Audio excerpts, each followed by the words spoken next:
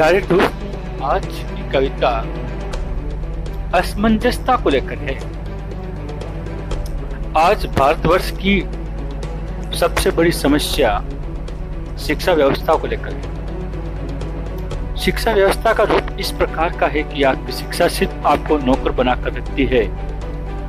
जब तक व्यक्ति नौकरी नहीं लग जाता तब तक उसकी शिक्षा की सफलता नहीं है। यह भारतवर्ष की शिक्षा का मूल उद्देश्य है। डॉक्टर कलाम ने कहा था कि जब तक आपकी शिक्षा का मूल उद्देश्य नौकरी पाना होगा तब तक उस देश में मालिक नहीं नौकर ही पैदा हो। लेकिन इन सब के बावजूद भी आज इस हिंदुस्तान के अंदर एक पौनी दल तैयार हो रहा है कि कहते कि दिखता नहीं तो चश्मा लगाते, दिखता नहीं तो चश्मा हटाते, यह अंतस मन की व्यथा चश्मा अपनी सुना रहा। क्या किरदार है जग में मौला मेरा, मुझे कुछ भी समझ नहीं आ रहा।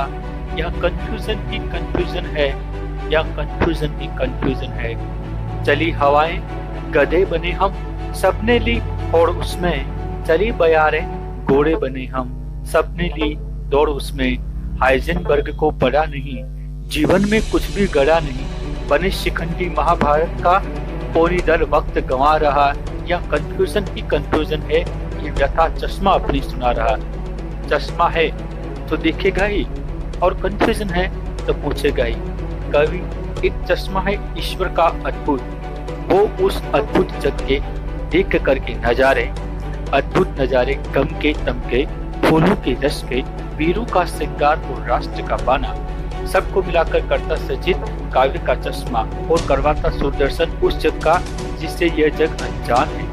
सुदर्शन जो होता है, हाँ हकीकत वही होता है, हाँ हकीकत वही होता है जो सुदर्शन होता है। दो नायक महाभारत के, एक दुर्योधन एक सुदर्शन, एक ने मांगी जमू नारायणी, सुदर्शन ने मांगा सुदर्शन, सुदर्शन ने देखा था सुदर्शन से सुदर्शन। क्या किरदार है जग में मौला मेरा, ये चश्मा व्यथा अपनी सुना रहा। दिखता नहीं तो चश्मा लगाते, दिखता नहीं तो चश्मा हटाते, यह अंतस मन की व्यथा चश्मा अपनी सुना रहा। क्या किरदार है जग में मौला मेरा, कुछ भी समझ नहीं आ रहा। भारतवर्ष की सबसे प्रधान विशेषता यही है कि आज इस भारतवर्ष में युवा पौनी दल बन गया है। इलेक्ट्रॉन पथ पर चलकर उसके जीवन की दिशा और लक्ष्य नहीं होने के कारण वो भटकता रहता है। उसे निरंतर ऐसा एहसास होता है कि वो आगे आगे बढ़ रहा है, लेकिन दिशा और लक्ष्य निर्धारित नहीं होने के कारण वह नाभिक के इलेक्ट्रॉन की भांति अपने उस पथ पर घूमता रहता है और अपनी जिंदगी की यही लीला समाप्त कर देता है। इसलिए आपसे निवेदन है या तो आप अपनी जिंदगी को एक नई दिशा दें, एक लक्ष्य दें, अन्यथा आगे बढ़ने के प्रयास सारे विफल हो जाएंगे। आज पौनी दल रूपी युवा अपनी मानसिक विकृति के कारण जीवन में वह दक्षता कहाँ हासिल करना चाहता है उस पर ध्यान नहीं देकर के सिर्फ अपनी शिक्षा को सिर्फ एक नौकरी तक सीमित रखता है।